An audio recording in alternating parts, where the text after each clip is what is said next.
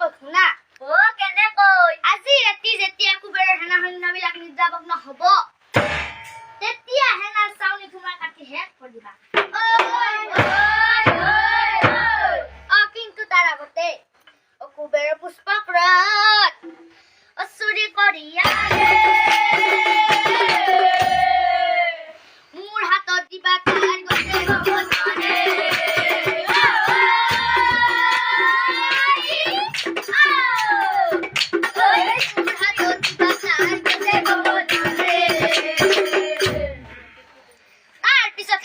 যিমান পাৰা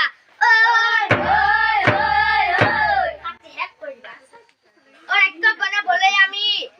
খতম কৰি দিম তথাপি সিহঁতৰ